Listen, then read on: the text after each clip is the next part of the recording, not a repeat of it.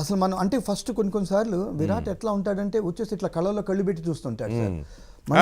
మనకే భయం వేస్తుంది సార్. ఎగ్జాక్ట్ గా అది యాక్చువల్గా ఇట్లా ఇట్లా ఇట్లా ఇట్లా అసలు కొన్నిసార్లు అర్థం కాదు సార్ మనకి, ఇదేంటి ఇట్లా చూస్తున్నాడు అని అంటాడు. మళ్ళీ సడన్గా వచ్చి ఒకరోజు నీ పక్కన కూర్చొని అసలు హీల్ పోర్ అవుట్ ఎవ్రీథింగ్ అని.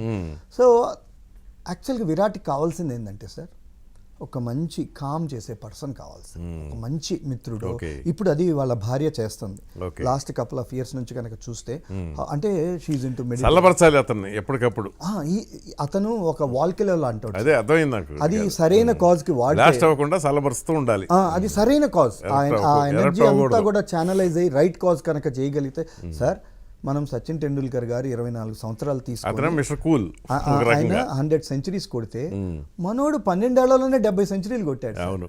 అంటే ఇప్పుడు చూడండి సార్, ఎంత అంటే ఇంత ఇన్ని మ్యాచ్లు ఆడిన తర్వాత, ఇన్ని ఐపీఎల్స్ ఆడిన తర్వాత అయినా కూడా అతని బాడీ తీసుకుందంటే దాని వెనకాల ఎంత కఠోర పరిశ్రమ ఉంది సార్. సో మనిషికి కావాల్సింది అటువంటి వాళ్ళు సార్ యాక్చువల్గా. సో మరి ఇట్లాంటప్పుడు ఇప్పుడు హర్ట్ అవరా జనరల్గా అదర్ ప్లేయర్స్ ఇప్పుడు తిడతా ఉండి 100% హర్ట్ అవుతారు సార్. కానీ అంటే దట్ ఈస్ ఇంకా స్పోర్ట్స్లో అది వెరీ వెరీ కామన్ సార్, చాలా నామ్. అండ్ స్లోగా ఉండే కొంది ఏంటంటే మన స్థాయి పెంచుకుంటూ పోతున్నప్పుడు మనకు అర్థమవుతుంది సార్. ఇప్పుడు మనం చిన్నగా మన కిందండి ఏంటి ఆడొచ్చు, నన్ను ఇట్లా చూస్తున్నాడు, నన్ను ఇట్లా తిడుతున్నాడు, అది అని ఆలోచిస్తే మనం we can never match them sir. ఇంకోటి అతను ఇంటిమిడేట్ చేస్తాడు సార్. ఇంకోటి అంటాడు గౌరవం దేకో ఐసా హై, గౌరవ్ ఐసా హై, గోరే కే సామ్నే హమ్ లోగ్ భీ ఐసా హై రహనా అంటాడు. అంటే is not that kind of a character sir. అంటే మనం కౌ డౌన్ అయిపోయి మళ్ళీ నిదానంగా ఉండాలి, ప్రధానంగా ఉండాలి, ఆ టైప్ వ్యక్తి కాదు sir. Tit for tat type of వ్యక్తి అతని వే అది.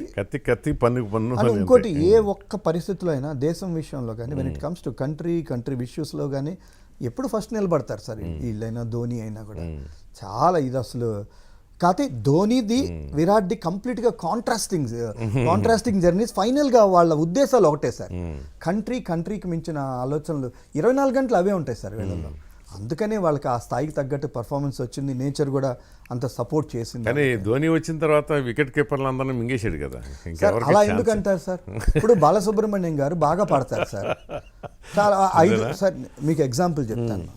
బాలసుబ్రహ్మణ్యం గారి దగ్గరికి వెళ్ళినప్పుడు సార్, బాగా క్రికెట్ అంటే ఎంత పిచ్చి అంటే ఆయనకి ఆ పాటకి మధ్యలో కూడా ఫోన్లు చేసి స్కోర్లు అడుగుతుంటారు సార్.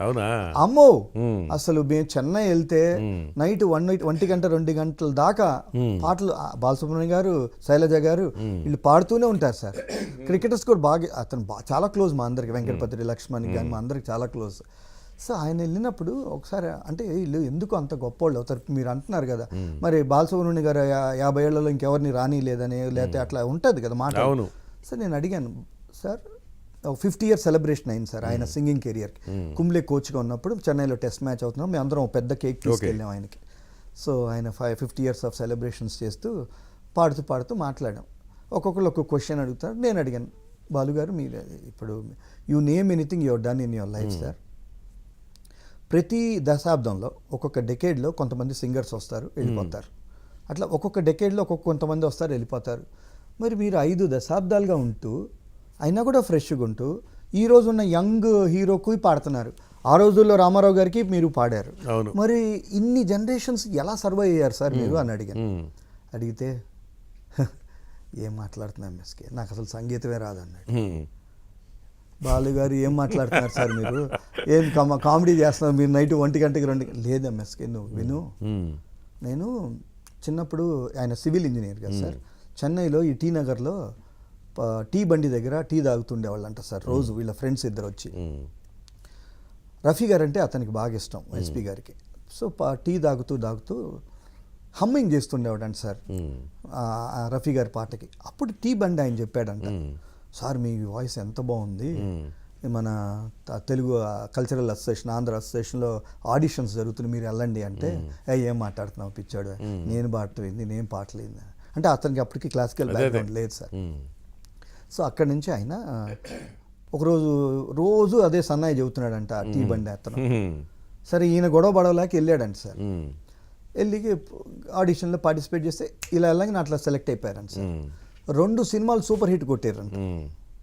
కొట్టిన తర్వాత మరి అతని క్లాసికల్ బ్యాక్గ్రౌండ్, క్లాసికల్ ఉన్న వాళ్ళకి అర్థమైపోద్ది కదా సార్, అది క్లాసికల్ కాదు అని. అవును సో అప్పుడు ట్రెండ్ క్లాసికలే కదా. అవును అవును సో ఈజ్ డిఫరెంట్ ట్రెండ్తో వచ్చారు ఆయన. అవును. అయితే ఆయన పాడుతుంటే చాలా మంది అతన్ని విమర్శించడం మొదలుపెట్టారు, కామెడీలు చేయటం, ఇతనికి ఇది రాదు అది రాదు, ఒత్తులు ఇప్పుడు పలకడం. భాషలో చెప్పాలంటే ట్రోలింగ్. ఇప్పుడు భాషలో ట్రోలింగ్, ఇప్పుడు మనమే ట్రోలింగ్ ఏ విధంగా అవుతుందో ట్రోలింగ్ అనుకోండి. సరే ట్రోలింగ్ చేస్తున్నాడంట సార్. చేస్తుంటే అప్పుడు బాగా హర్ట్ అయ్యాడంట సార్ ఆయన. ఇంత పెద్ద పెద్ద వాళ్ళు విమర్శకులు నన్ను విమర్శిస్తున్నారని చెప్పి అప్పటి నుంచి ఒక 1-2 years విపరీతం కష్టపడ్డాడంట సార్ క్లాసికల్ సింగింగ్. అంటే వెళ్ళాడంట, రూట్స్కి వెళ్ళారంట, నేర్చుకోవడానికి. నేర్చుకొని మొత్తం సంగీతాలు ఏమున్నదో అవన్నీ నేర్చేసుకొని సైమల్టేనియస్గా అది ఇది రన్ చేసుకుంటూ బ్యాలెన్స్ చేసుకుంటూ వస్తున్నారు. ఇప్పటికి కూడా ఎంఎస్కే నాకు భయం ఉంటుంది, ఏమని నేను ఎక్కడైనా ఒత్తుల్లో కానీ స్వరాలు ఎక్కడైనా తప్పు పలుకుతాను అని చెప్పి. అందుకని నేను ఎక్కడున్నా ఏది చేసినా నైట్ అంతా ఎన్ని పార్టీలు చేసుకున్నా 4 గంటలకు లేచి నేను మళ్ళీ సాధన చేస్తాను, మళ్ళీ బేసిక్స్ నేర్చుకుంటూ ఉంటాను.